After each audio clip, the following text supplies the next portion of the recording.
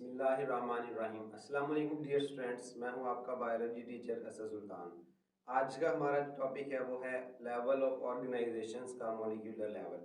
कि किस तरह जो एटम्स हैं वो मिलकर मॉलिक्यूल्स बनाते हैं। फिर मॉलिक्यूल्स जो हैं वो आगे दो तरह के होते हैं, उसको हम आज के टॉपिक में देखेंगे।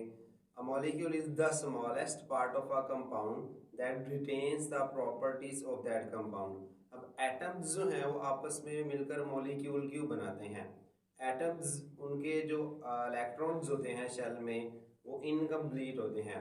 नॉर्मली अकॉर्डिंग टू साइंस के मुताबिक जो भी एटम है उसके वैलेंस शेल में यानी आखिर वाले शेल में 2 या 8 इलेक्ट्रॉन होना ज़रूरी है।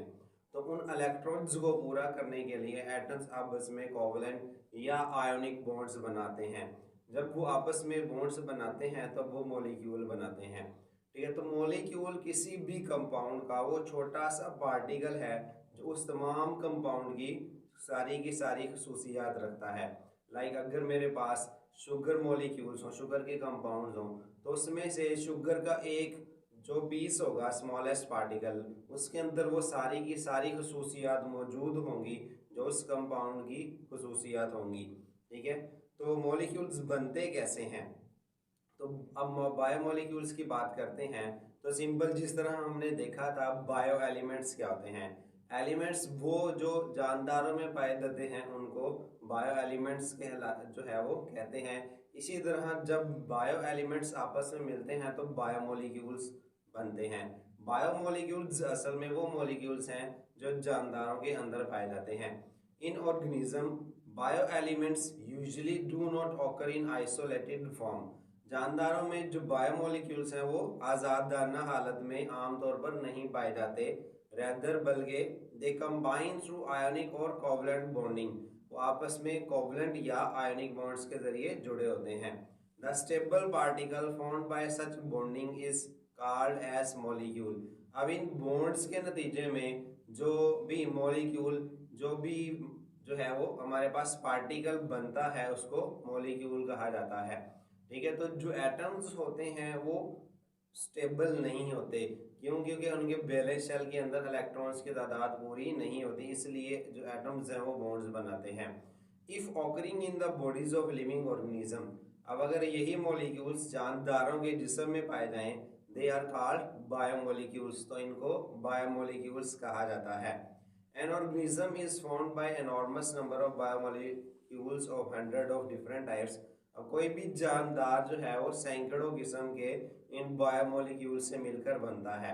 These molecules are the building materials and are themselves constructed in great variety and complexity due to specific bonding arrangement। अब ये जो मॉलिक्यूल्स हैं ये बहुत सारी किस्म के होते हैं और इनकी इकसाम की जो वजह है वो इनकी असल में कम्प्लेक्सिटी है, इनकी पेचीदगी है, और वो पेचीदगी इनकी बॉन्ड्स की वजह से आती है और बॉन्डिंग अरेंजमेंट के किसी भी मॉलिक्यूल के अंदर जो एलिमेंट्स हैं वो किस तरह अरेंज हुए हैं। अब इन मॉलिक्यूल्स को बायोमोलिक्यूल्स को हम दो कैटेगरीज में डिवाइड करते हैं जो शॉर्ट के पॉइंट ऑफ व्यू से इंपॉर्टेंट है। Micromolecules and macromolecules. Micro mean छोटा, मैक्रो मीन ज़्यादा। ठीक है, तो माइक्रोमोलिक्यूल्स क्या होते हैं। These are molecules with low molecular weight. अब लो मोलिकुलर वेट या high molecular weight. Molecular weight क्या होता है? जिस तरह किसी भी एटम का एटॉमिक मास होता है, एटॉमिक मास यानी किसी भी एटम के जो न्यूक्लियस के अंदर प्रोटॉन और न्यूट्रॉन्स की जो तादाद होती है उसको एटॉमिक मास कहते हैं। तो जब एटम होते हैं तो उनका एटॉमिक मास होता है। जब वही एटम्स आपस में मिलकर मॉलिक्यूल बनाते हैं तो वही एटॉमिक मास जो है वो मिलकर मॉलिक्यूलर मास बना देता है। ठीक है, तो these are the molecules with low molecular weight. अब इनका मोलिकुलर वेट कम होता है। For example glucose and water. ठीक है, ग्लूकोज और पानी का जो मोलिकुलर वेट है वो कम होता है, तो ये माइक्रो मोलिक्यूल्स कहलाते हैं। Macromolecules these are molecules with high molecular weight. इनका मोलिकुलर वेट ज़्यादा होता है। स्टार्च जो नशास्ता होता है, प्रोटीन्स और लिपिड्स।